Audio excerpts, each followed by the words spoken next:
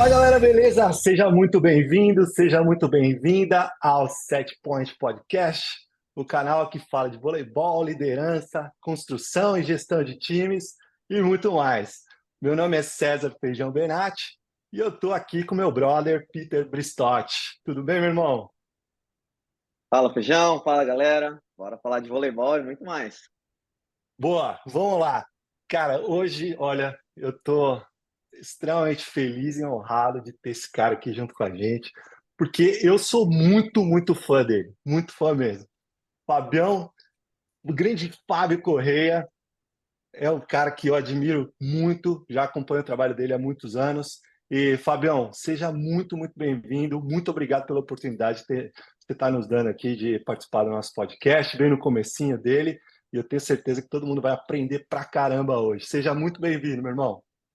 Em primeiro lugar, agradecer muito o convite de vocês. Para mim é uma honra participar, ser um dos primeiros a participar do podcast de você. Agradecer ao Cezinha, ao Peter. E bora falar de voleibol, de treinamento, de trabalho aí, que sempre é gostoso para a gente discutir isso. É isso aí. Você que está nos assistindo aí, você que está nos ouvindo pelas plataformas de áudio também, já pega seu caderninho. Eu estou aqui, ó. Quem está me vendo pelo YouTube já está vendo que eu estou com meu caderninho pronto aqui, porque tem anotação pra caramba. Ó, tá todo mundo pronto. Peter com o caderninho dele, Fabião também. Mas antes da gente começar a falar sobre o nosso tema principal aqui desse podcast, eu vou dar um breve resumo do currículo desse cara que mais um, né? Que a gente está fazendo um podcast aqui, a gente fez com o Diogo, fez com o Vissoto, e agora com você, o currículo dos caras tem que ter um podcast só para falar dele. Então. Boa sorte resumir aí. Não, tá complicado. Mas falando um pouquinho do currículo do Fábio Correia aqui. Começou, formado em. Bom, primeiro natural de São Paulo, né? Lá da Lapa, né, Fabião? Lapa. Depois Ô, cresceu louco, lá na meu! aclimação. Ô, louco, meu.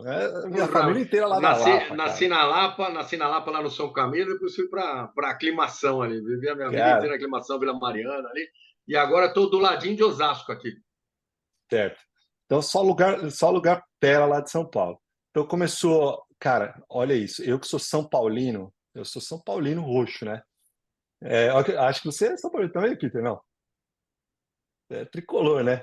É isso aí. O cara começou a carreira lá de preparador físico no São Paulo da década de 90. Aquele time do Tele Santana, certo, Fabião? Lá com o Muracy Santana.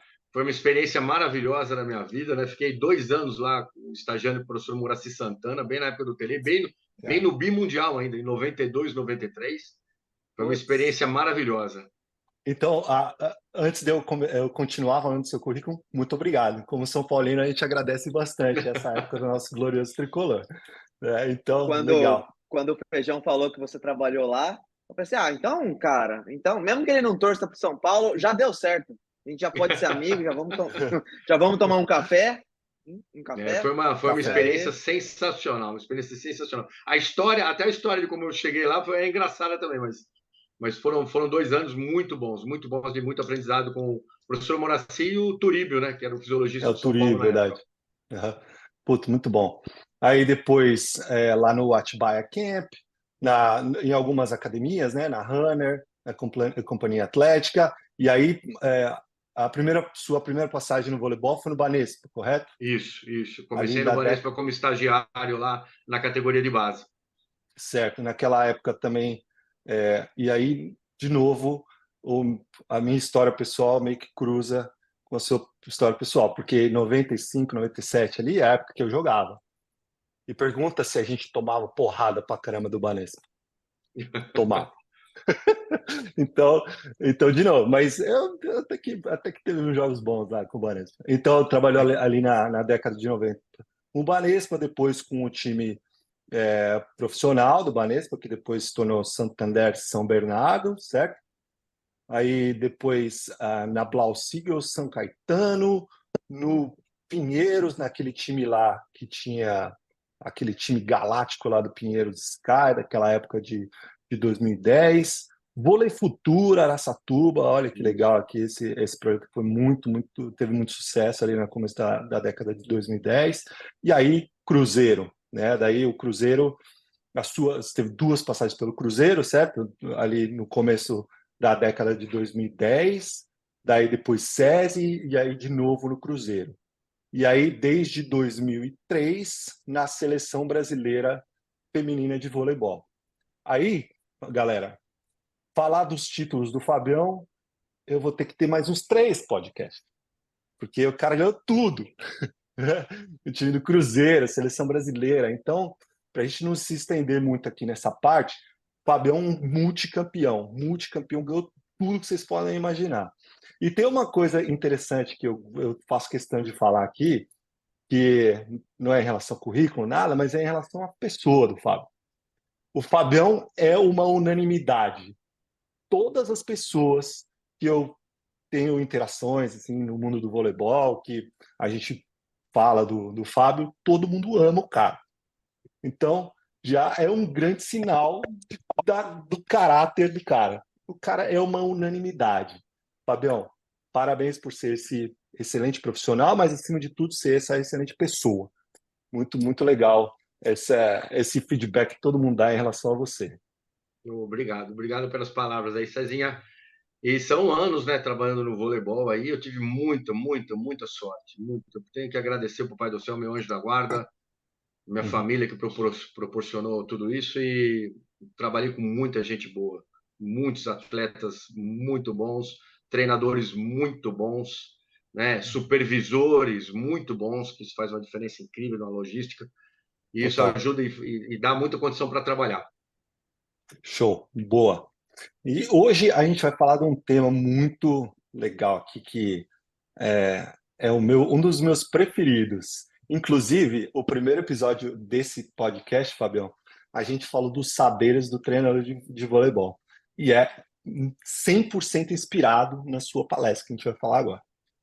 Tá certo? Então, Certo, vamos grande nessa. inspiração aí. Peter, manda bala.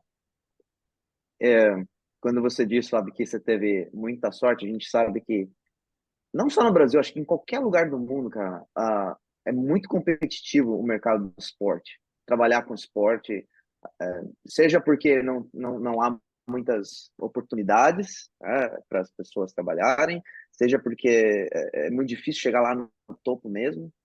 E ouvindo o César te apresentar e tudo que você conquistou e tal, nada mais lógico do que a gente pensar, puxa, o que eu preciso para ter sucesso? E sucesso, quando eu falo, não só em termos de carreira, né, em títulos, em chegar num alto nível, porque nem todo mundo aspira a chegar no alto nível, mas acho que todos nós devíamos nos inspirarmos e nos motivarmos a fazer um alto nível onde a gente está. Independente se eu estou na escola, num programa de participação, de lazer, de alto nível, categoria de base, adulto, master, o que seja. Mas para a gente fazer um trabalho bem feito, e você é um espécime de um trabalho bem feito, a gente precisa ter os saberes do treinador de voleibol. Então, dado que o nosso métier é vôlei, esporte, o Feijão falou para a gente, né, sobre a tua aula, a sua palestra sobre esse assunto. Antes da gente entrar em detalhes, eu queria te fazer a primeira pergunta, como que surgiu a ideia de você falar sobre esse assunto? Surgiu por uma inquietação, porque, na verdade, com, eu sempre tive o desejo de ser preparador físico, né? Então, comecei lá no futebol, queria entrar pelo futebol, né? E acabei indo para o voleibol, numa história muito interessante ali nos corredores da faculdade. Cruzei o professor José Elias de Proença, passando com o time da Olímpicos Telesp, que era um timaço na época. E eu sempre fui fuçador, né? Então, já na hora que ele passou, encontrei com ele lá, ele ia fazer a avaliação física lá no laboratório de fisiologia da faculdade, e eu falei, professor, eu quero estágio com o senhor. Aí ele olhou assim, né, e falou, pô, eu já tenho um rapaz, mas eu sei que no Banespa ele está precisando. Então, aí eu fui lá pro Banespa e comecei toda a minha carreira lá. Eu não sabia absolutamente nada de voleibol. Nada. Não sabia o que era um rodízio, não sabia com as posições de vôlei, não sabia ainda absolutamente nada. Mas eu sempre fui muito fuçador, né? Nessas questões do esporte, sempre quis trabalhar com esporte, com a preparação física. E quando entrei na preparação física, eu percebi que a gente era muito levado a cuidar do amontoado de músculos. E eu comecei a entender que, principalmente nas modalidades coletivas, né, esse músculo ele não responde apenas pela sua função fisiológica. Né? Então, é muito importante com que a gente entenda e consiga ter muito conhecimento na área de fisiologia, não vou negar, mas ela não é o fator determinante. O saber do treinador ele vai permear muito mais pelo talento do que cada treinador tem para modular um ambiente e para trabalhar esse ambiente de aprendizagem que esse atleta vai passar. O músculo, as estruturas fisiológicas, né? O que é palpável, que a gente vê ali, isso tudo vai ser modulado por esse conhecimento, esse saber do treinador que eu comecei a tentar enveredar, tentar estudar e buscar um pouco mais. Porque a questão fisiológica, ela vai ser determinante, vai ajudar muito. Mas nessa situação da modalidade coletiva, e principalmente no voleibol, os saberes eles têm que ser relacionados com uma outra dimensão que é o que a gente foi buscar e que eu falo nessa palestra aí que o Cezinha fala. Poxa, show de bola. Já tenho duas aí, Feijão, duas lições dessa primeira fala tua, Fábio. A primeira aí, ó, que eu escrevi aqui, ó, é a sua inquietação, o seu, né, por ser fuçador. Tem que ir atrás do negócio. Essa primeira lição, cara, se você quiser chegar em algum lugar, não espere as coisas caírem para vocês serem dadas, não. Vai atrás, pergunta. O não você já tem, mas pergunte. E a segunda coisa, a segunda lição, e eu acho que é o segundo top, a gente vai voltar a falar sobre isso, que já ficou aqui na minha cabeça, é modulação de ambiente. Que você falou aí. Acho que vão ser duas questões aí que para a gente se ligar aqui. E eu tenho aqui um capítulo no livro, o que você precisa ser para ser um professor de voleibol. Vamos ver, então, se eu acertei depois aí que a gente vai ouvir o Fabião falar. Mas tudo isso que você disse, eu pergunto, fazer papel de advogado do diabo aqui, hein? Qual que é a importância disso para a nossa profissão? Por que é importante a gente ter esse conhecimento para a nossa profissão? O que você acha? Então, essa inquietação veio por exemplo, eu comecei a perceber, né, e fato, o atleta entrava numa condição A no início da temporada e ele saía no final da temporada na mesma condição A, né, de saber jogar voleibol, de desempenhar dentro do voleibol. Então, eu comecei a entender que, puxa vida, às vezes, de repente, o seu aquecimento de rede é espetacular. Você está pegando a bola vai lá no teto, seu time está voando, não sei o quê, mas não joga bem o jogo.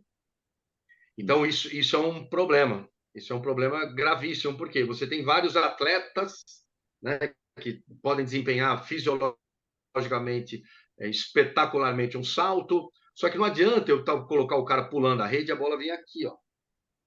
Né? O que esse cara no 14, 13, na hora que ele receber essa bola aqui, o que ele vai ter que fazer? Ele vai ter que tomar uma decisão. E aí eu comecei a entender do que saltar mais 4 centímetros, 3 centímetros, era muito mais importante ele saber tomar uma decisão. Então eu comecei a enveredar um pouquinho mais junto com os treinadores numa ciência, numa disciplina que eu acho que é muito mais importante, principalmente para quem está estudando e vale para o resto da vida, porque isso é uma coisa que eu discuti muito com todos os treinadores que eu trabalhei na minha vida, todos, né? A base do treino, aliás, hoje eu até vi um vídeo do Mourinho, ele falando sobre a operacionalização do treino. Ah, que engraçado, vi isso daí hoje de manhã. A operacionalização do treino. Que o conhecimento ele está aí, mas cada um vai operacionalizar de uma determinada forma, de aquilo com que percebe, que já é uma palavra espetacular, chave, né? Com aquilo que você percebe, e operacionalizar significa o quê?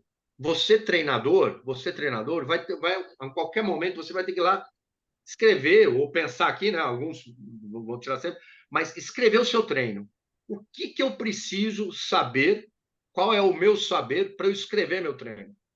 E eu comecei a perceber que é lógico, a fisiologia é fundamental, né? É fundamental, mas a aprendizagem motora, o desenvolvimento motor e o controle motor são as disciplinas que vão fundamentar bem um treinador para ele elaborar o treino. Porque qual é a grande mensagem que você, treinador, passa para o seu... Eu vou empolgando, daqui a pouco eu estou aí dentro. A grande É isso que a mensagem que gente quer, você... cara. A grande mensagem que você, treinador, passa para o seu aprendiz, para o seu sujeito aprendente. Filho, ou atleta, ou profissional, você é refém do meu conhecimento. No momento em que você passa essa mensagem para o cara, porque ele entra lá no treino, ele fala assim, professor, o que o senhor falar, eu vou fazer aqui. Treinamento, você que vai falar qual que é o treino. Então, para todo mundo, desde o do rapaz que está lá na categoria de base, até o treinador da seleção brasileira, na hora que começa o treino, a mensagem é essa: você, aprendiz, você, jogador, você, profissional, você será refém do meu conhecimento. E do meu conhecimento, ou seja, de tudo que eu conquistei na minha vida enquanto receber, né, a ganhar e acumular esse conhecimento, mas, ao mesmo tempo, como o Mourinho falou, operacionalizar esse conhecimento. Transformá-lo em medidas com que eu pegue esse atleta numa condição A e coloque numa condição B. Que ele não passe o ano inteiro comendo cartilagem, fazendo todas aquelas quantidades de ações, de execuções, e ele sai da mesma forma do que de jogar o jogo, de compreender o jogo. Né? Então, essa era a minha inquietação, essa era a minha... de falar assim, puxa vida, como é que um cara passa o ano inteiro, né, saltando, na hora que ele vai para o salto do bloqueio, na entrada de rede, por exemplo, como é que ele já faz a passada lateral para ir buscar com tudo programado? Como é que esse cara não está lendo, não está percebendo? Ele vai, fecha o olho e joga o braço para dentro. Como é que ele não percebe nada e passa o ano inteiro treinando e continua fazendo o mesmo movimento?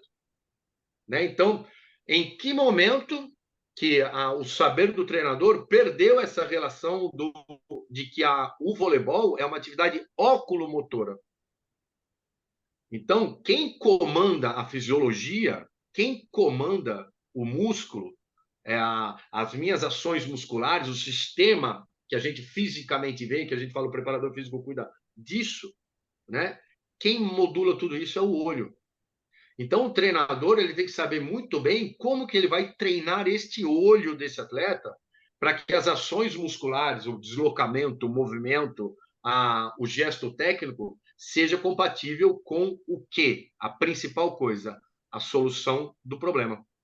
Então, esse entendimento que, para mim, é o grande saber do treinador. O treinador ele tem que promover um ambiente favorável à aprendizagem para que o seu aprendente, o seu sujeito aprendente, solucione problemas. Porque o esporte, o jogo, né? O jogo é isso. É o tempo todo alguém, esse alguém chama-se adversário, tentando lhe trazer problemas para que aquele ponto disputado vá para o lado dele. E eu, enquanto treinador, eu preciso fazer com que esses pontos venham para o meu lado. Então, eu preciso solucionar os problemas que aparecerão. Que aí, trajetória de saque, o meu passe precisa encontrar bem o levantador numa boa condição. Esse levantador precisa ter um entendimento de todo aquele ambiente, como que ele vai fazer a distribuição. O atacante vai ter que resolver o problema se esse passe estiver quebrado, tiver um na frente, dois na frente, três na frente dele, aonde tem um buraco ali onde ele pode colocar nessa defesa. O defensor ele vai ter que ter uma percepção muito grande desse ambiente, de como que isso vai acontecer, para ele tomar uma melhor decisão para estar num local de maior probabilidade de ação de defesa, e assim por diante. Então, é o tempo todo tomadas de decisão. E eu percebi que isso é muito mais influente na relação de se levar a um atleta inteligente, a um bom jogador de vôlei, né? O atleta, de repente, todos somos, né? Os que estão lá apresentados.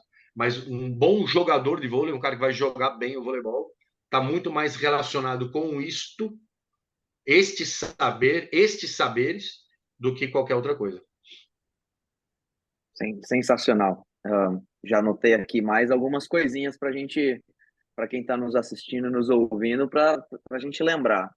O que me chamou muita atenção que você falou, Fábio, é atleta ou alunos. Vocês são atletas, são reféns do meu conhecimento, né? Então, é muito egoísta da nossa parte, ou seria muito egoísta da nossa parte, a gente parar de estudar em qualquer momento da vida. Então, são Exato, exato. as horas bunda lá para aprender como novas estratégias, o que a ciência vem dizendo para a gente, o que os profissionais que estão num nível, e quando eu falo de nível, eu não falo nível de competição necessariamente, mas num nível de atuação profissional mais alto que nós, o que esses caras têm para dizer para a gente, né? A gente tem que continuar estudando. Professor, treinador, professora, treinadora, não importa a idade dos seus atletas, o nível dos seus atletas, eles são reféns do seu nível de conhecimento. E é nossa responsabilidade sermos os melhores que nós pudermos ser para os nossos atletas, né? E a Exato, segunda... refém do conhecimento e da próxima etapa, da operacionalização desse conhecimento. Que é aí que eu vejo que é o grande pulo do gato do saber do treinador. E justamente isso vai levar a segunda lição que eu tirei dessa... E aí, Feijão, você complementa aí o que eu vou dizer, dessa tua fala, é o meu conhecimento, mas como é que eu vou aplicar esse conhecimento? Se ficar só aqui dentro da minha cachola, não adianta de nada, né? E aí, há uma frase que você disse, Fabião,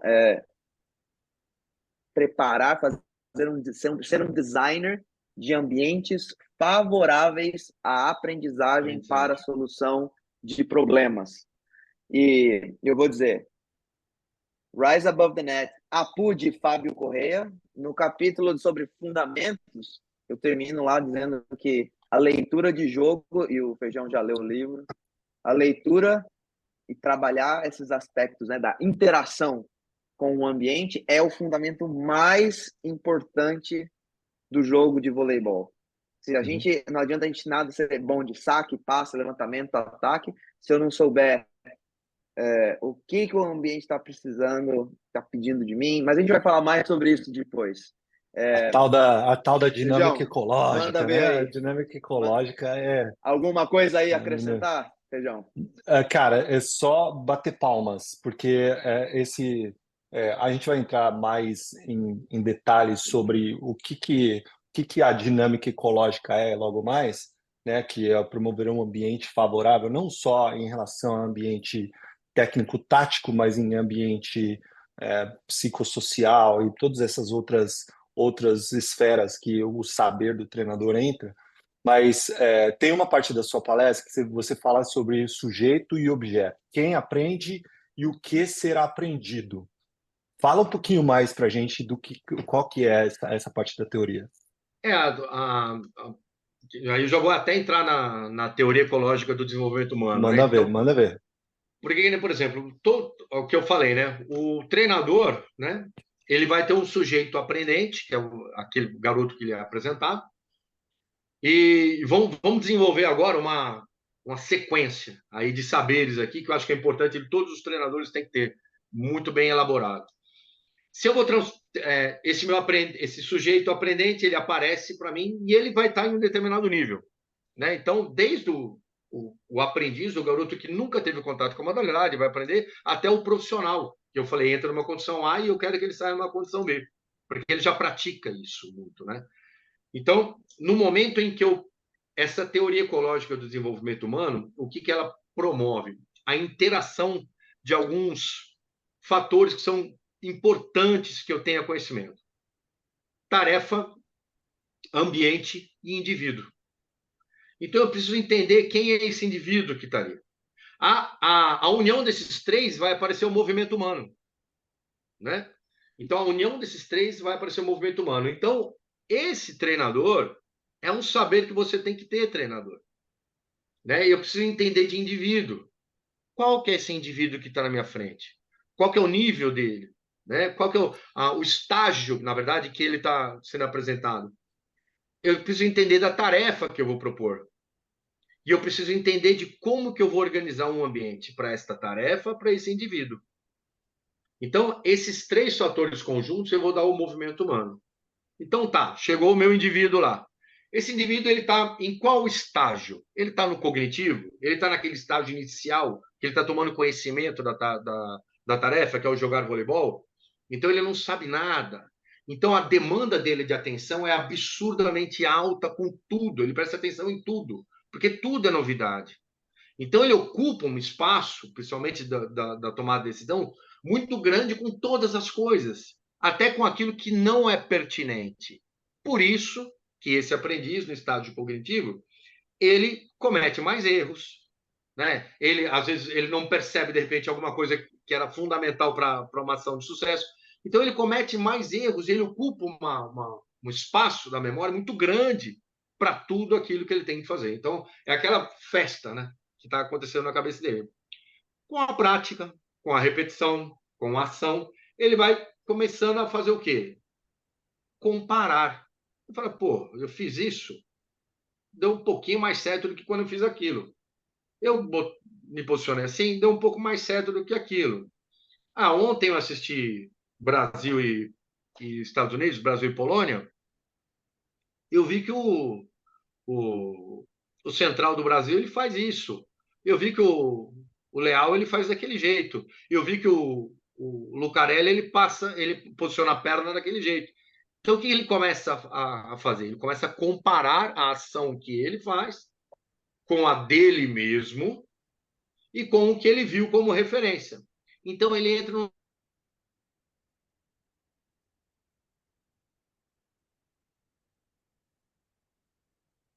Tivemos um pequeno problema técnico aqui de que ele está tecnologia. aprendendo, né? Fabião, só volta um pouquinho porque uma travada no Zoom. Tá. Aí a gente te perdeu por uns 5 segundos. Então, o que eu estava falando, assim, que depois que ele passa pelo cognitivo, que é aquela coisa de muitos erros e que tudo é apresentado a novidade, ele vai para um novo estágio que ele começa a comparar as ações que ele faz dele mesmo. Então, ele fez uma ação e percebeu que, ó, eu fiz assim, foi melhor, o resultado foi melhor. Ele começa a ver a seleção brasileira jogar na TV, ele começa a comparar o movimento dele com o do Lucarelli, com o do Bruninho, com o do Leal, com os jogadores que atuam e fazem aquilo com uma excelência muito grande. E ele começa a ver que aquele movimento pode ser feito daquele jeito. Então, ele começa a associar o que ele faz e vai construindo um modelo de movimento na cabeça dele que ele vai buscando. Então, ele entra no modelo associativo. Então, ele começa a ter menos erros, né? Ele começa a prestar atenção em coisas mais pertinentes para a ação dele, não começa a olhar tudo. Então, ele começa a diminuir um pouco desse ocupar esse espaço da memória dele para determinados movimentos que ele vai realizar para jogar o jogo. Até que, com a prática, comparando, tendo mais sucesso, ele chega no autônomo, né? Até uso uma analogia muito grande do autônomo. É que nem, por exemplo, no autônomo, ele já sabe fazer praticamente tudo. Ele já está realizando todos os movimentos, jogando bem o jogo, tal, no nível dele de excelência. Eu comparo com o dirigir, né? Então, no momento que você já sabe dirigir, ninguém fica olhando para o câmbio para saber se ele está engatando a primeira, a Uhum. segunda. Não fica olhando para o pedal Full para pedal, saber, né? Então, quem é o maior desafio nesse estágio autônomo? Já que você não está preocupado com o que você está fazendo, você já sabe. Né? Você não fica olhando para o pé para ver se está no acelerador, se está no freio. Não fica olhando para a mão para saber se eu estou engatando certinho. Quem é o novo desafio no estágio autônomo? É o lado de fora, é o ambiente. É um farol verde que ficou vermelho, você tem que frear, ou seja, a sua tomada, o seu movimento humano de tirar o pé de um lugar e pôr no outro, acontece porque você viu alguma coisa e aquilo te startou para um processo de movimento. Ah, de repente uma bola passando pela rua, vai vir uma criança correndo atrás. Então você tem que frear, desviar. Então o ambiente começa a se tornar o maior desafio e o modulador das suas ações. Aí é que entra o saber do treinador, mais ainda. Porque o treinador vai ser o cara que vai modular esse ambiente. O treinador vai ser o cara que vai trocar o farol, vai ser o que vai jogar a bola no meio da rua para você, que é o que vai fazer com que você tenha que escolher melhor para realizar um movimento de sucesso no jogo. Então, isso eu acabei de falar, que é uma situação básica de aprendizagem motora, dos 3 estágios, cognitivo, associativo e autônomo, que é um conhecimento que é fundamental para o treinador, para ele elaborar, dependendo do estágio do seu indivíduo. Né? Ao mesmo tempo, vamos falar de tarefa agora? Podemos? Posso ir emendando? Claro, não, manda bala, velho. Então, vamos falar de tarefa. Tem uma teoria que chama modelo de restrições de Newell, que é muito interessante. O que significa isso? Às vezes, não é tão interessante, que aí a gente vai entrar numa discussão que o Cezinha ama, da gente pegar um movimento e picotar ele em pedaços. Né? Porque, na verdade, eu vou recortar esse movimento em pedaços, e aí a gente, até para um dia da gente falar sobre preparação física, eu vou falar sobre pedaço, quebramos o movimento, né? A ação, o gesto, né? O jogar em pedaços, e aí, de repente, eu vou pegar e vou falar sobre pedaço de corpo ainda. Falou, ó, estende mais esse braço lá em cima, eu vou falar sobre uma parte do corpo, estende mais lá esse braço, né? São informações que, de repente, elas não são tão favoráveis à aprendizagem. Quando a gente fala sobre o modelo de restrições de Newell, o que acontece? Às vezes você, treinador, vai modular um ambiente, esse ambiente você vai restringir uma ação, você vai proibir uma ação, você vai tirar uma ação para que apareçam outras. Só que você não vai fazer essa ação aparecer porque você vai simplesmente quebrar e colocar um pedaço e vai falar assim, ó, agora isso aqui você vai fazer assim. Né? Eu tenho situações que eu vi muito, ó. Agora você vai lá, sobe, tem um tapete azul ali, um EVA azul, você vai atacar ali, ó, na diagonal menor. Aí tem um EVA lá no bico, você vai atacar no bico. Agora você vai vir o corpo para lá e vai atacar na paralela. Né? Você vai colocar o cara para fazer esses gestos técnicos, porque tem um EVA lá e ele vai atacar ali, vai atacar ali, vai atacar ali. Num ambiente completamente super conhecido. Controlado. Controlado. O que vai acontecer? Você vai adestrar o seu jogador. Né? Então, é aquilo que eu falo. Às vezes, a gente promove um treinamento em que a gente gera bestas esplêndidas. Quando a gente gera bestas esplêndidas... Isso é muito bom.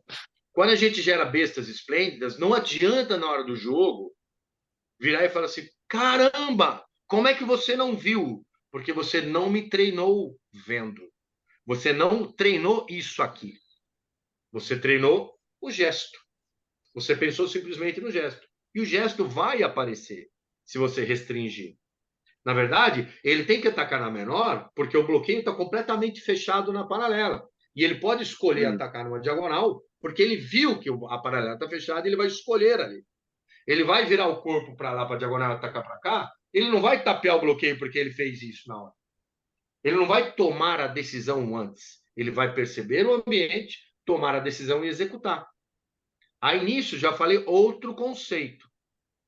Né? Vamos lá, vamos ir recapitulando. Falei os estágios, cognitivo, associativo, autônomo. Falei a questão de construção do movimento humano, tarefa, indivíduo e ambiente. E agora estou falando sobre mecanismos de performance.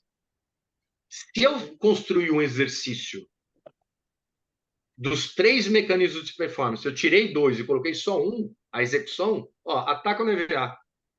Agora ataca ali no bico. Agora vira o corpo para lá e ataca para cá. Né? Eu recolhi 2 dos principais mecanismos de performance. Quais são os 3 mecanismos de performance?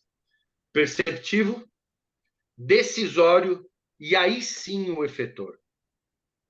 Então, eu, como treinador, eu preciso modular o meu ambiente daquelas 3, onde todos os meus exercícios tenham esses 3 componentes. E desde o aquecimento, desde o primeiro bloquinho, os jogos reduzidos são excelentes. O mini vôlei é excelente para isso. Então, por que a gente não atua assim? Né? Por que a gente tira a percepção, aí a tomada de decisão, em exercícios preliminares? Não tem porquê. Então, eu posso criar, só que aí vai me custar tempo, vai me custar momento de eu sentar lá e escrever o treino. Por isso que eu falei que aquelas disciplinas são fundamentais para elaborar o treino. Porque tudo isso vai estimular a estrutura, o físico, o amontoado de músculos. Porque, na verdade, eu vou colocar o cara num ambiente onde, de repente, eu vou restringir uma situação.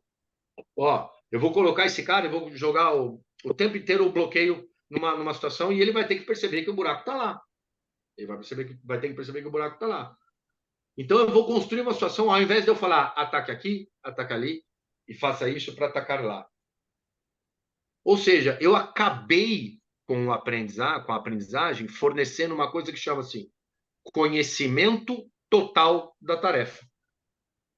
Conhecimento total da tarefa, eu tiro qualquer possibilidade de aprendizagem. Porque esse cara ele não vai identificar nada, não vai ler nada, que a gente fala sempre de leitura, né? Ele não vai ler nada, não vai perceber nada, e ele vai simplesmente executar aquilo que ele repetiu. Então, nós vamos retirando esse processo de desenvolver um atleta inteligente, só que na hora da solução a gente quer que ele seja inteligente. Só que nós não o treinamos assim. Um outro exemplo clássico é treino de defesa. Ó, tem o cara atacando a primeira bola, aí vem o da paralela, o cara da diagonal, e ó, a quarta bola, ó, é uma espirrada, hein, ó. O que acontece? O cara fica ali, pau na primeira, tira, pau, tal, ele já até vira de costas, porque sabe que o cara vai dar uma paulada na bola e vai ter que correr. Isso é fisiológico. Fisiológico. Ele não percebeu nada, não tomou nenhuma decisão, simplesmente ele cumpriu aquilo que já foi pré-determinado. Aí, por exemplo, no jogo, aparece um cara vindo com a mão esticadona lá, ele não vai cair para a largada porque não treina assim. Ah, mas Fábio, como é que você organizaria? Em primeiro lugar, você precisa, o que eu chamo de uma orientação binomial. Ele precisa decidir entre um e dois. Em duas coisinhas só. Então, por exemplo, ele está na postura de defesa, ó, nós vamos pôr um levantadorzinho lá e pode pôr os caras no caixote, não tem problema, já que quer. Ataca, o tal do caixote. Ataca na entrada e ataca na saída. No mínimo, ele vai ter que tomar a decisão se é para lá ou é para cá. No mínimo, ele já vai ter que ler isso. Quebrou o passe, ou joga esse cara, esse levantador lá para trás. No mínimo, ele vai ter que tomar a decisão de ir para lá ou para cá e um passinho mais para trás. Então, você vai acrescentando complexidade. Aí você põe uma primeira bola, onde ele tem que esperar, de repente, ele está lá dentro, ou já girar para entrada e saída. Aí você põe esse cara na entrada e na saída, ele pode atacar direto ou largar. Então, ele já começa a olhar o braço do cara. Se o cara está vindo com o braço. Então, ele já fica naquela postura de reagir e não simplesmente agir. Então, ele reage para algo que está acontecendo. Então você começa a perceber que você está começando a treinar o olho. Aí você vai lá e põe o fundo meio. E aí põe todo. Você chega na complexidade máxima chega no jogo. De um sistema de jogo, onde você vai progredindo com o cara e vai melhorando a leitura dele. Porque ele vai percebendo para onde é a bola, qual tipo de passe, vai percebendo o braço do cara. Né? Aí você pode pôr aquilo de estourar na bola, alguém fazendo movimento para estourar a bola. Então o cara ele fica sempre atento para o que venha a acontecer. Então, ele está sempre relacionado ao perceptivo. Se a gente tira esse mecanismo de performance, a gente estraga o atleta. Então, essa é uma provocação do saber do treinador que eu acho que é fundamental para reger os movimentos dele. Fábio, tem aqui nos Estados Unidos, em UCLA, professor Robert York, um dos livros sobre aprendizagem, aí não tem nada a ver com esporte, aprendizagem em geral, que a gente pode aplicar no esporte, né? Ele fala sobre as dificuldades desejáveis, que são os complicômetros que a gente vai colocando no treino para engajar a atenção do atleta. Eu tenho que prestar atenção, porque senão eu não vou render. E me parece, ouvindo você falar, me vem um flashback na cabeça, que me parece que, e não sei se no Brasil a gente ainda vê treinadores e professores que, arrisco dizer que sim, mas aqui nos Estados Unidos também, que a gente quer que os nossos atletas treinem bonito. Quero dizer o seguinte, todos os contatos na bola vão ser perfeitos. Mas para que isso aconteça, ele precisa saber o que vai acontecer. Quanto mais o atleta sabe o que vai acontecer, mais o contato é bonito. Então, as ações, por mais que sejam uma ação com uma sequência de ações complexa, passa, defende, levanta. Se você souber exatamente o que vai acontecer, o seu treino vai ser bonito, mas por uma série de razões neurológicas, essas repetições não vão se traduzir lá na hora da realidade do jogo, porque o jogo exige, como você disse, dois fatores extremamente importantes que vão levar ao gesto motor, que é a leitura e a tomada de decisão, que isso vai influenciar diretamente no gesto motor. Eu só queria fazer uma perguntinha rápida e aí eu passo para o Feijão. Você falou de mini vôlei. E aí eu conheço muita gente ainda, e eu era um desses no começo da minha carreira. Eu preciso aprender o fundamento para daí jogar. Eu vou fazer um monte de fundamentos lá quebrados, e aí eu posso jogar, porque vôlei é difícil de jogar. Tem sempre a desculpa, né? Vôlei é difícil de jogar, porque você não retém a bola. Mas tem um monte Vôlei de é esporte que é altamente difícil de técnico, jogar. blá, blá, blá. Exatamente. E a gente consegue pensar que é muito difícil você pegar uma criança. Eu dou treino para criança de 9 anos e na primeira aula a gente joga. O primeiro fundamento que a gente faz é a essência do jogo, que é mandar a bola por cima da rede, fazer a bola cair no chão do outro lado e eu proteger a minha quadra. Então a gente faz muito ataque, e o gesto de ataque, e mandar a bola para o outro lado com 9 anos de idade, qualquer bola que você mande para o outro lado, ela é um gesto de ataque. Então, qual que é o jogo? Eu defendo a minha quadra, ataco a sua quadra e é isso. E a partir disso a gente vai construindo o jogo. Como é que você vê esses saberes do treinador de voleibol? E aí eu sempre falo, né, que tudo que eu falo aqui tem muito viés de categoria de base, né? Porque esse é o meu ganha-pão. O que o professor na base vai ter de diferente daquele que trabalha com adulto e profissional? E o que eles vão ter de semelhança para que a gente possa fazer com que o atleta que começou lá comigo com 9, 10 anos, vai passar lá com Feijão com 20, 20 e poucos, chega com você na seleção brasileira com 23, 24, que seja. O que nós precisamos ter em comum nesses diferentes momentos da carreira do atleta e o que nós precisamos ter de diferente? Você pode...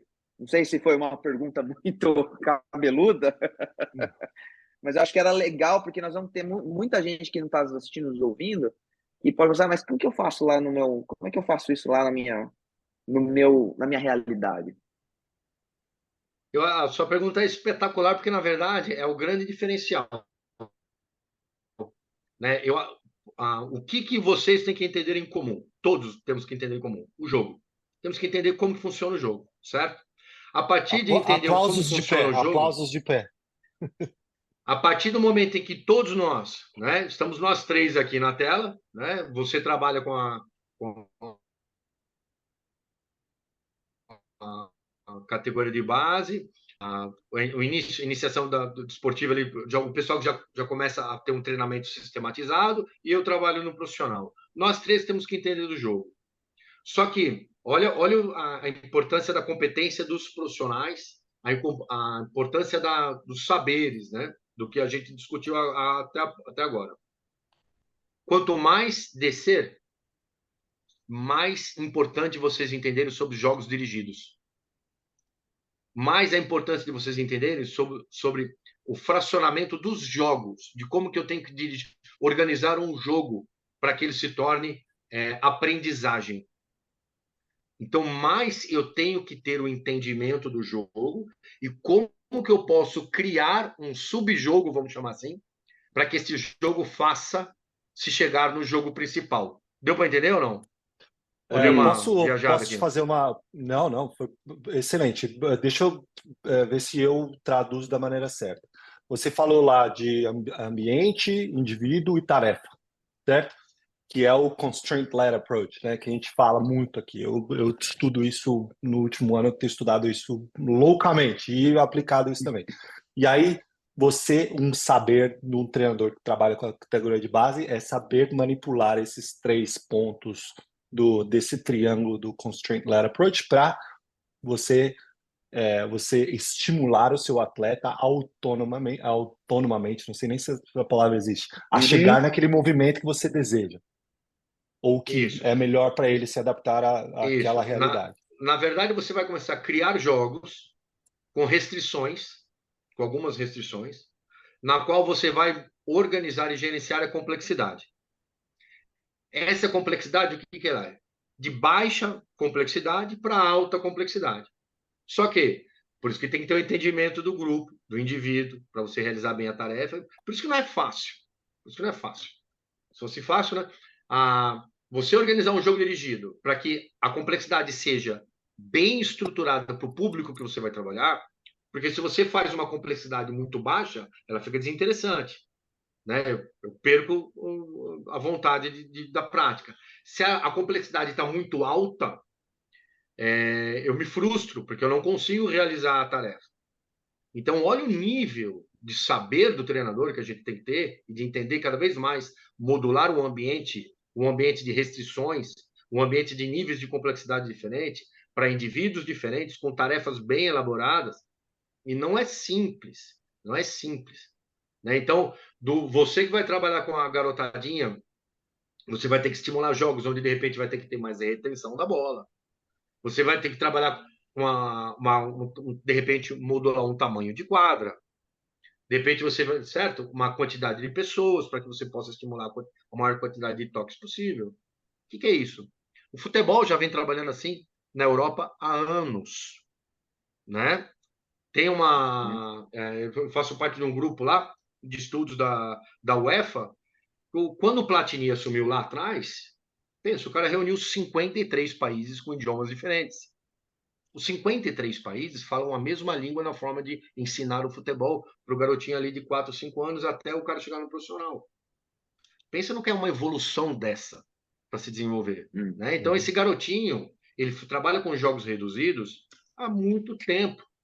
Então, esse garotinho com 4, 5 anos, ele está trabalhando com o campinho dele reduzido, golzinho menor, sem goleiro, 2 contra 2, 3 contra 3. Então, desde o primeiro estímulo dele, ele está observando o tamanho, a distância dele do amiguinho, o objetivo, a relação dele de troca de ocupação de espaço.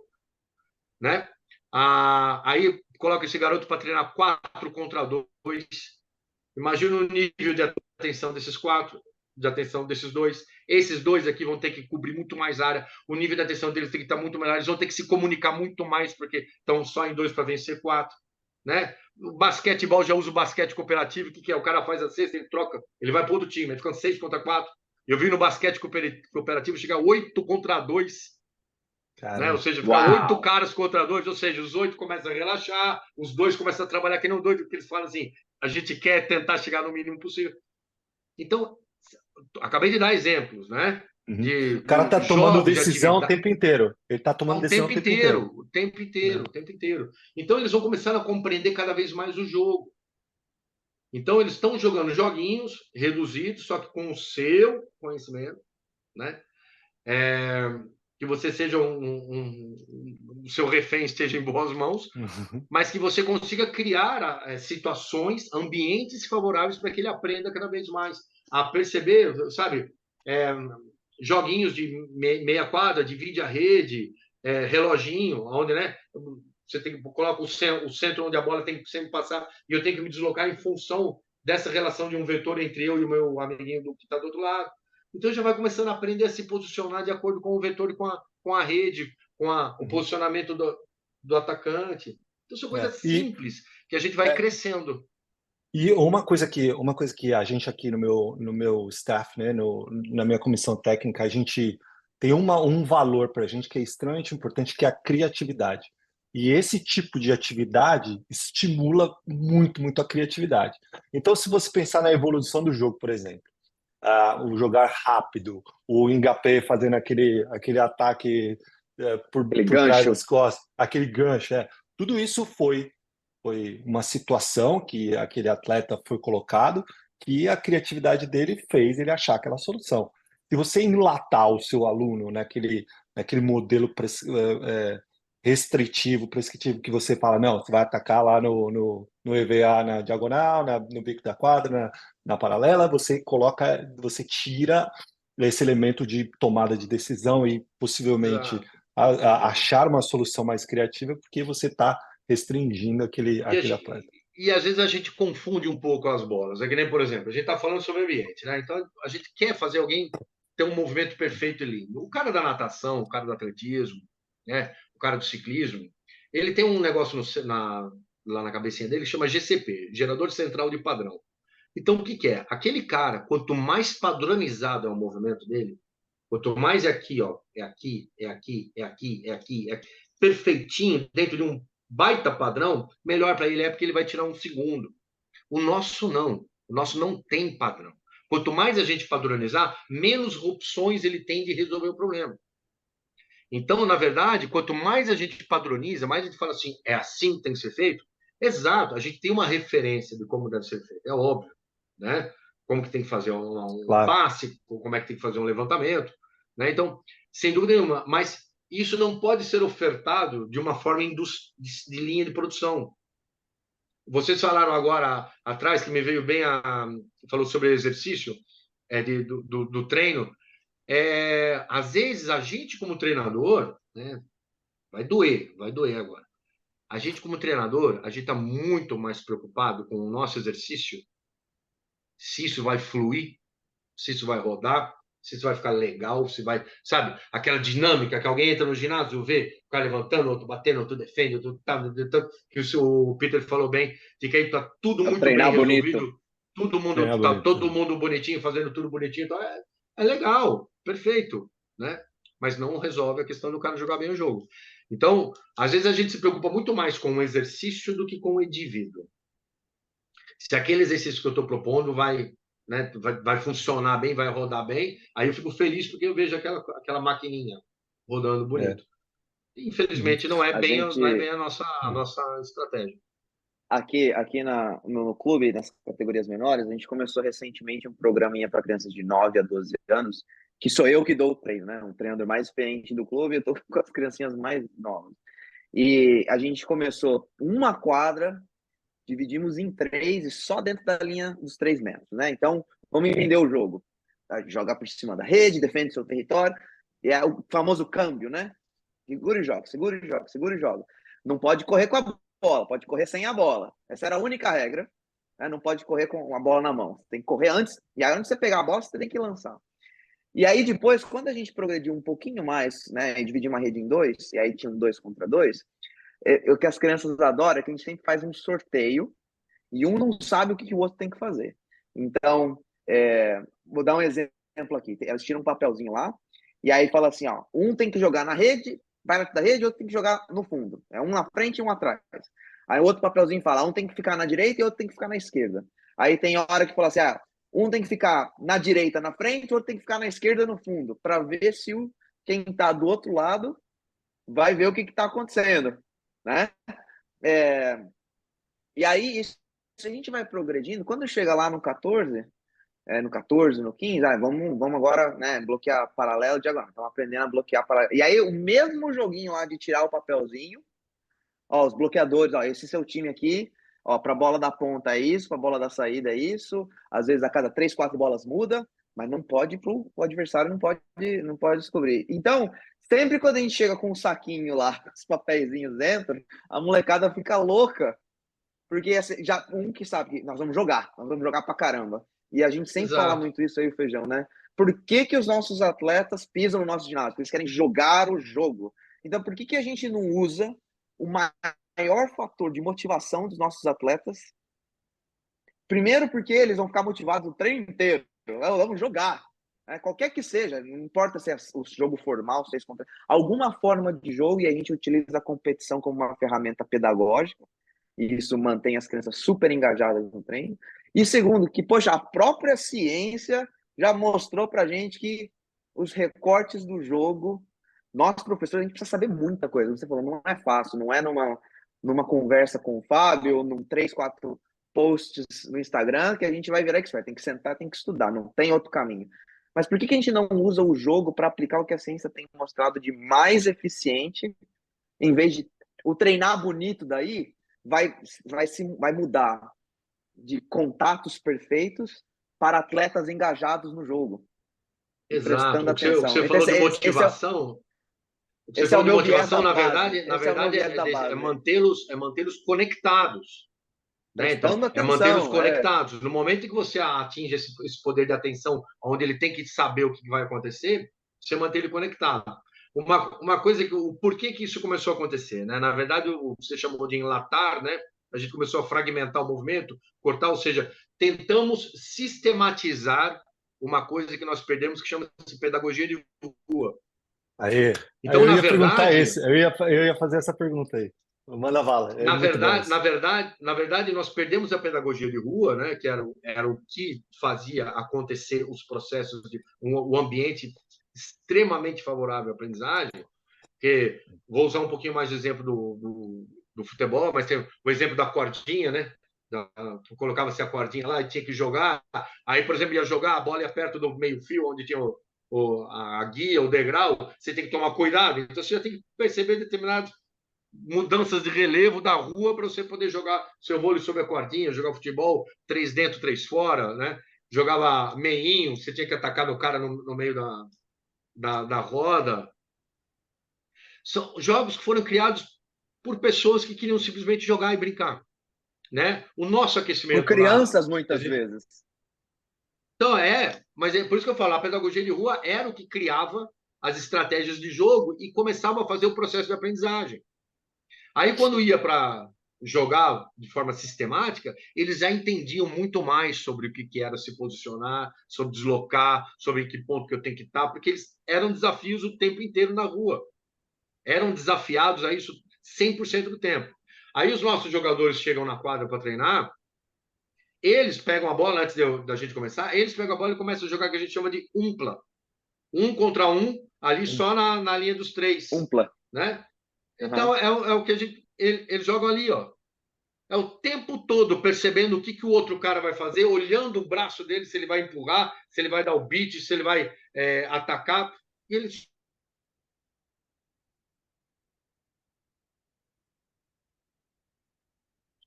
Uma travadinha de novo.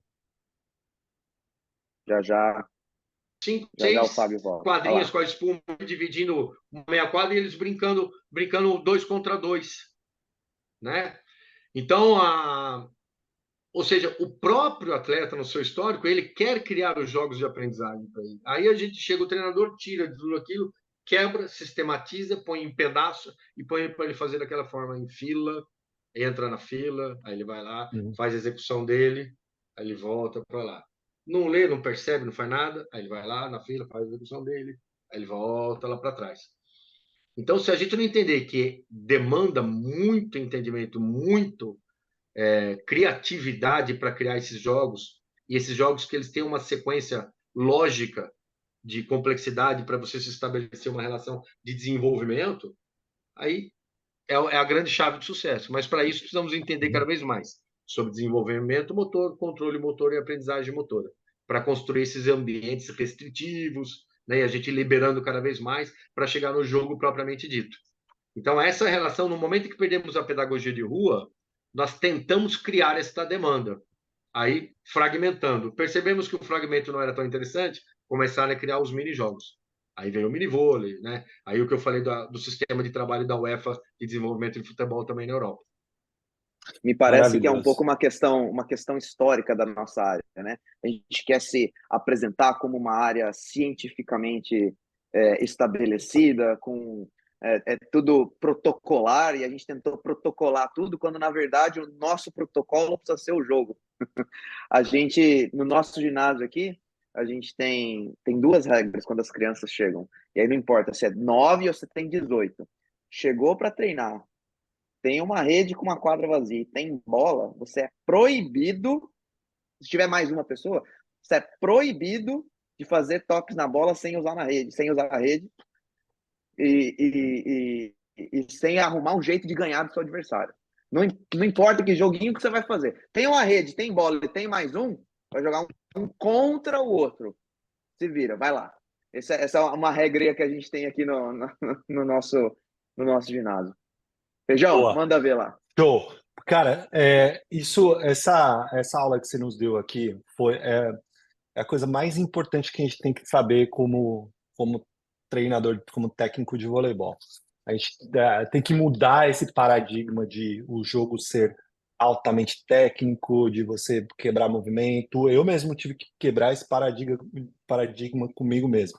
E aí pensar mais em modular os ambientes, usar aquele triângulo lá, indivíduo, tarefa e ambiente, para você construir mini-jogos para você estimular o seu atleta a chegar naquele movimento, naquela ação, naquela tomada de decisão, naquela solução de movimento que você quer.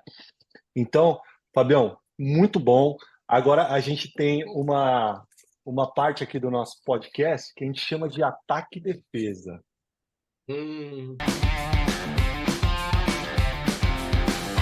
Tá preparado?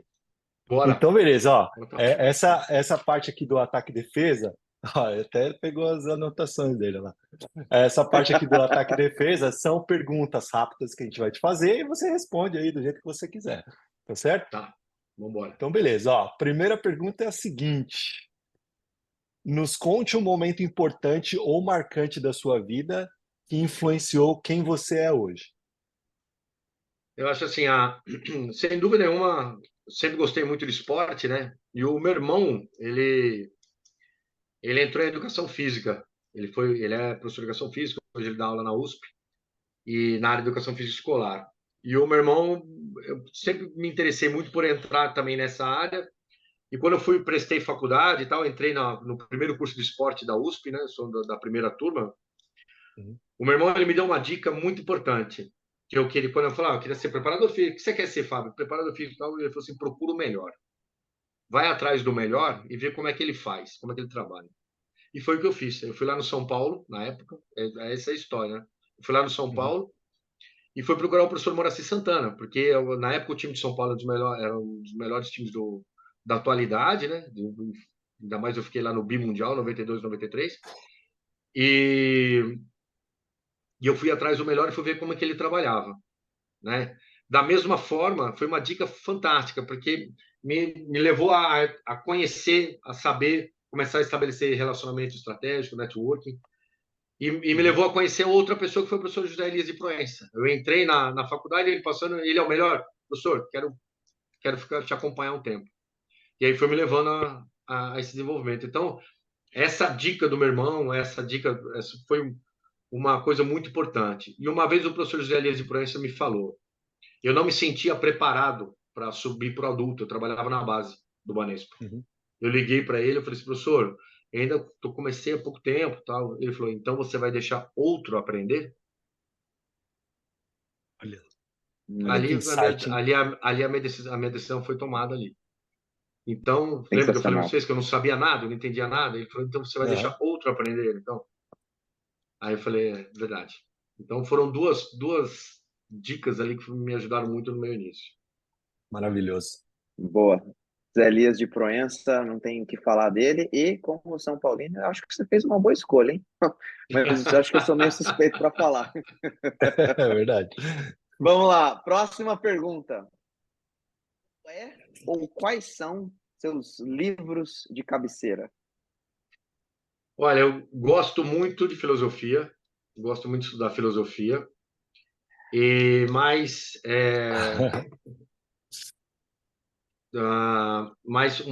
um livro que me chamou muita atenção, que eu gostei muito de ler, são os livros do Michael Lewis também, né? O Projeto Desfazer foi um livro que me chamou muita atenção. Foi muito interessante o Projeto Desfazer, que ele conta um pouco da história do Kahneman, né? Que faleceu agora há pouco tempo, Daniel Kahneman, e do Amos Tversky, né? Essa dupla interessantíssima que ganharam o Prêmio Nobel de Economia como psicólogos. Então, Caramba. é um livro muito interessante, chama O Projeto Desfazer, do Michael Lewis. Então, é um livro que eu recomendo.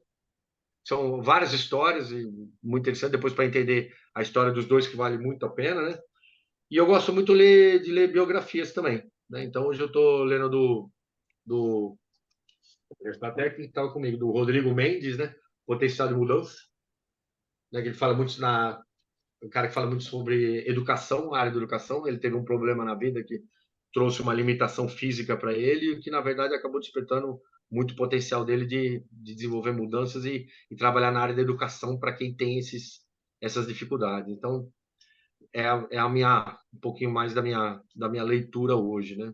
Um livro que eu gostei muito de ler também, do Viktor Frankl, Em Busca de Sentido, como é que esse cara passou por Auschwitz e como psiquiatra ele conseguiu passar por aquilo através de vínculo afetivo e uma identidade que ele se projetou no futuro, né? E ele Uhum. conseguiu passar por tudo aquilo e ainda desenvolveu muito conhecimento por tudo aquilo que ele passou. Então, são livros aí que eu gostei de ler. Boa. Sensacional. Ô, Show. Feijão, eu tenho notado, não sei se você percebeu isso, quanto mais, eu queria falar um palavrão aqui, mas quanto mais competente a pessoa com quem a gente conversa, mais a gente vê que a leitura é uma coisa que faz parte do dia a dia. Eu só queria dizer, É, professor, quem tá nos vendo, nos ouvindo, não tem jeito, meu. Se não lê, não vai para frente.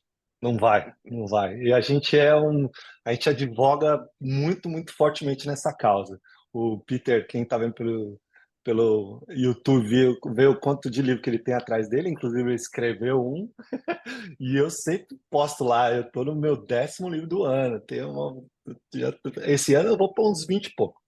Mas beleza. Esse ano você vai ganhar de mim. Mas deixa, ano que vem eu Vai volto ser com uma tudo. puta de uma vitória, porque ganhar do cara é foda. A próxima pergunta, Fabião. Quem é ou quem são seus mentores? Ah, aí ficou moleza, né? Acho que a Na gente já verdade, sabe. o primeiro deles, meus pais, né? Meu pai e minha mãe. Meu Maravilha. pai, casalzão guerreirão, construíram a nossa história, minha e dos meus irmãos, né?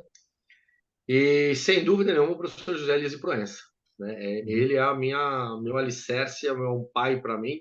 Ele me adotou, né? Até hoje, né? Até hoje, você trabalha junto. Estamos junto na seleção feminina até hoje, mas sem dúvida nenhuma é uma influência fundamental na minha vida.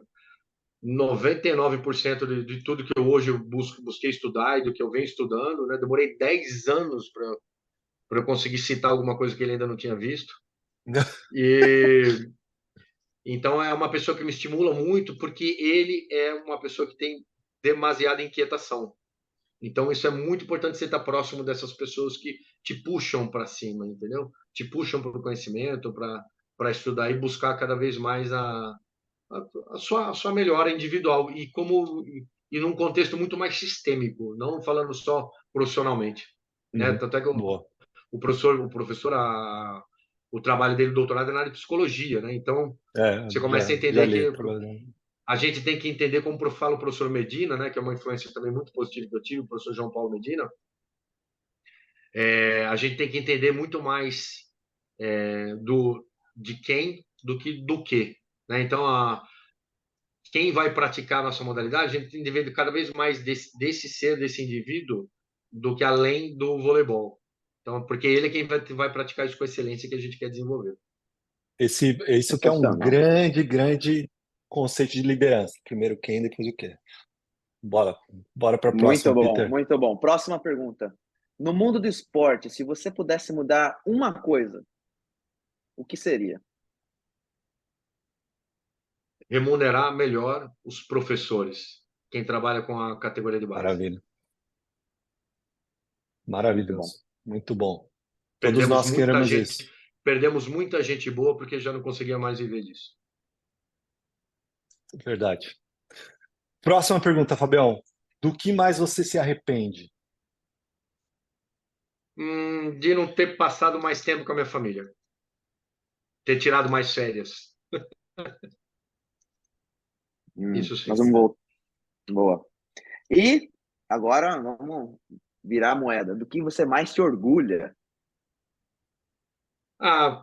De não ter desistido, de não ter, né? Vários sapos passaram por aqui e eu não ter desistido. Acho que foi uma coisa que eu me orgulho um pouquinho de ter conseguido desenvolver a minha carreira e passar pelas dificuldades sem desistir. Dificuldades do modo geral, né? Não só Uhum. profissionais, mas de ter continuado e prosseguido e buscando cada vez mais os meus sonhos de garoto que eu tinha ali com a minha profissão. Boa. E agora falando um pouquinho mais do âmbito pessoal. Ninguém sabe que o Fábio Correia. Hum, Olha, eu admiro e, ó, que nem, por exemplo, vocês falaram, né? Eu ainda não tenho segurança sobre o meu conhecimento. Eu não tenho segurança, por exemplo, de pegar e escrever um livro, de falar, eu ainda acho que falta muito ainda, sabe? Uhum. Eu ainda tenho muito essa coisa de ter que buscar mais para eu achar que ainda tenho possibilidades de poder fazer algo. Então, preciso ter um pouquinho mais de coragem para isso. Caramba. Olha que insight poderoso para você que está assistindo aí.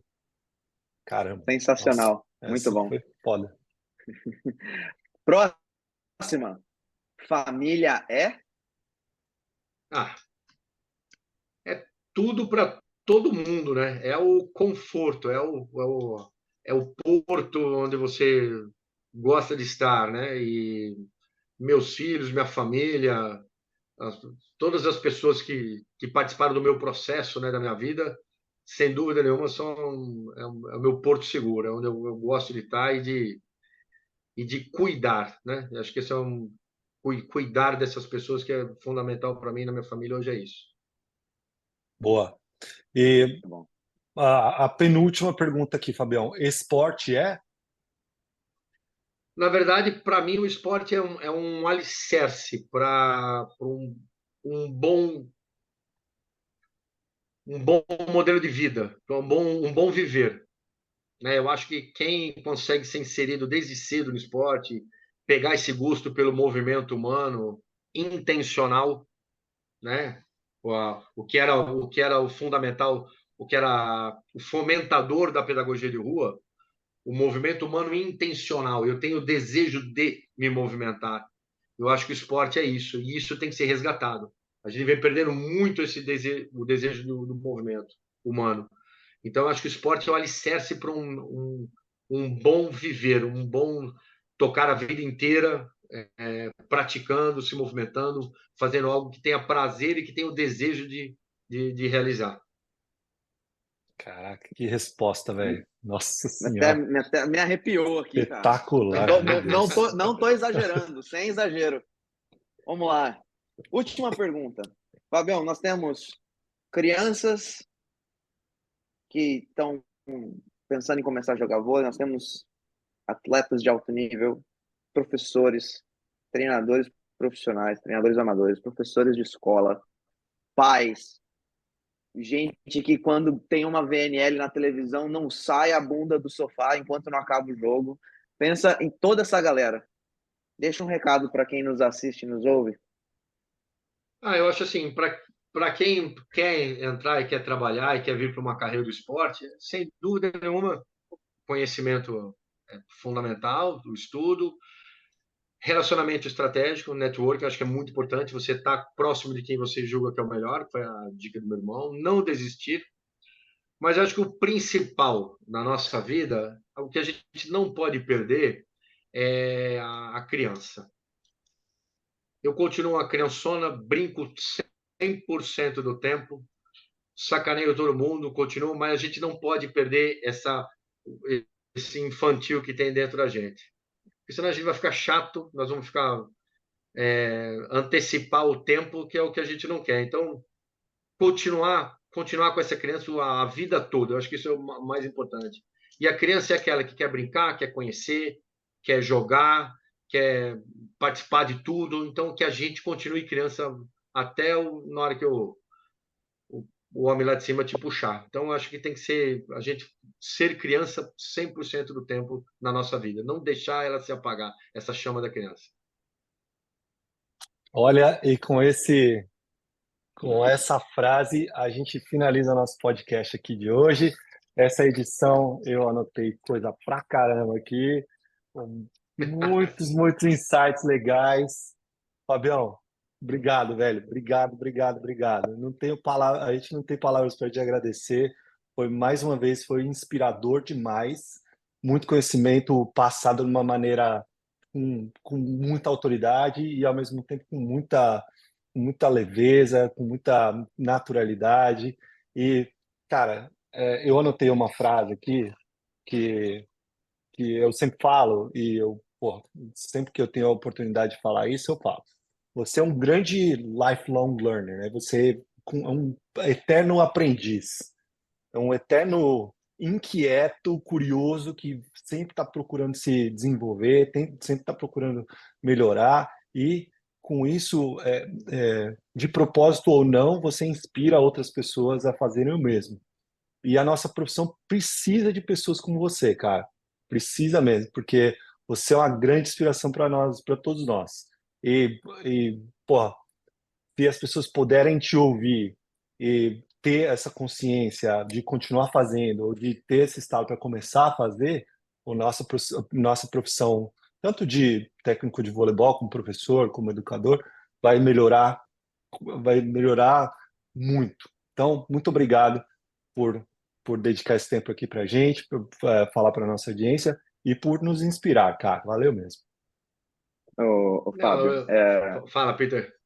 eu só queria dizer o seguinte, olha, por mais pulsadores como o Fábio Correia, Por mais, eu tô, eu tô para aplicar aqui para o meu doutorado e eu vou utilizar esses 2 créditos aqui dessa aula de hoje vou colocar lá no meu histórico escolar, que aí já mata uns créditos lá da grad school.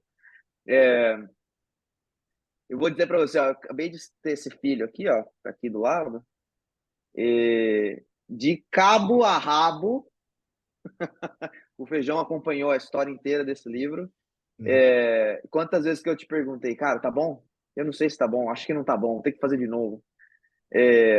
Você, Fábio, tem muita coisa para ensinar para muita gente, cara.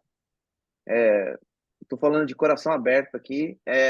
Eu poderia te ouvir falar por horas e horas e dias e dias e dias. Tenha certeza que a tua autoridade naquilo que você fala é algo que não só eu como Feijão, mas muita gente que quer aprender a ser fuçador como você vai ouvir. Muito obrigado por aceitar o nosso convite, por compartilhar essa sementinha do teu conhecimento, que eu tenho certeza que mal deve caber na tua cabeça. Obrigado por aceitar nosso convite, por compartilhar com a gente o que você sabe não é tão fácil em dias tão competitivos. A gente, especialmente na área do esporte, a gente conhecer profissionais que querem compartilhar conhecimento. É muito comum a gente achar gente que não aqui é o que eu sei aqui é para mim, é para o meu trabalho. Eu queria te agradecer porque você não compartilhou isso só com o Feijão e comigo, mas com todo mundo que vai nos assistir de agora até quando não houver mais acesso a plataformas de vídeo e de áudio, quando não tiver mais YouTube, Spotify, essa nossa conversa vai ficar para sempre por aqui. Você amanhã, daqui um mês, quando você esquecer do que a gente conversou aqui, você ainda vai estar ensinando muita gente. Muito obrigado. Eu que agradeço vocês a oportunidade, é uma honra ser chamado para participar desse podcast de vocês e agradecer muito a vocês e a todas as pessoas que passaram por esse meu crescer, meu desenvolver, né? Da mesma forma, foram muitas pessoas que apresentaram um desenvolvimento favorável para mim, um ambiente favorável para mim, um controle favorável para mim, para que eu fosse chegando nessa construção e operacionalizando um pouco esse conhecimento. Então, muita gente boa, tive muita sorte na minha vida, agradecer muito a todas essas pessoas e só dizer que, na verdade, são processos que eles vão acontecendo e a gente tem que ir dando vazão para que ele se desenvolva. Então, agradecer muito a vocês pela oportunidade.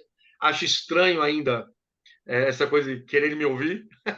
Uma vez eu falei isso. E gosto muito de discutir, de falar sobre treinamento. Então, quando quiserem, é só me chamar que eu estou à disposição. Com certeza a gente vai te chamar de novo. E ainda teve muita coisa que a gente não conversou, a questão da preparação física. Então, pode ficar tranquilo que você estará aqui de novo em breve.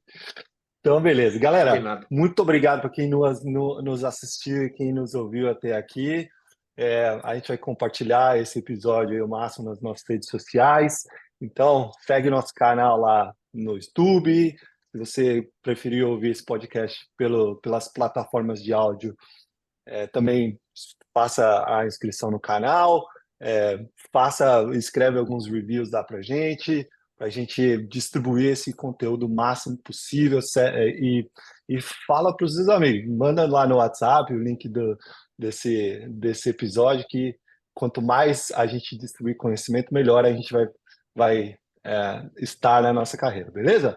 Um grande abraço a todo mundo e até o próximo episódio. Valeu! Galera, dá o like, que aí vai distribuir mais, e volte para conferir o próximo.